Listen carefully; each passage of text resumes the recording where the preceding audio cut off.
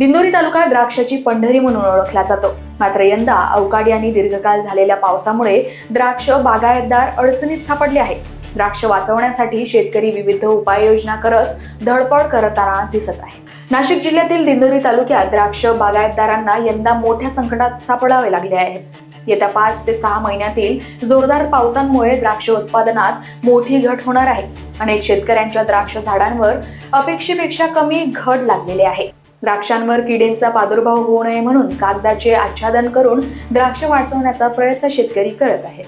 राजेंद्र वामन बामणे, राहणार पिंपळपाडा, तालुका पेठ, जिल्हा नाशिक. आम्ही पेपर लावण्यासाठी पेठ तालुक्यातून इकडे वणीच्या भागामध्ये आलेलो आहोत. ते रानावर असतं. ते जसं रान दाट आहे ना, ते भावाने घेत राहतो. 10,000 कमी असलं तर 5-6 हजारामध्ये असं. आम्ही 20-22 जण आहोत ना, गाडी घेऊन दररोज येऊन जाऊन करतो. दिवसामध्ये 2 एकर लावतो आम्ही, 22 जण.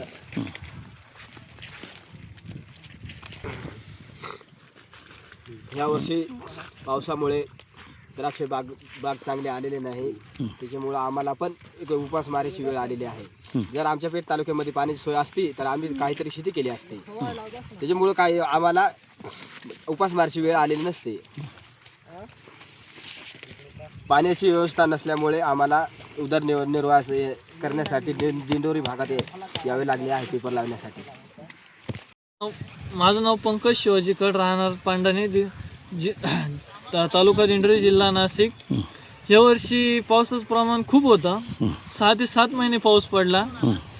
त्याच्या कारणामुळं जे बागावरती 50 ते 60 घड पाहिजे होते, त्या वर्षी 10 ते 20 घडात आपण थांबलेलं आहे. आणि यावर्षी याचा खर्चाचं प्रमाण खूप आहे. त्या खर्चाच्या तुलनेत आपल्याला यावर्षी बाग परवडणार नाही. त्यासाठी आपण पेपर लावून थोडाफार खर्च निघेल याचा प्रयत्न करतोय.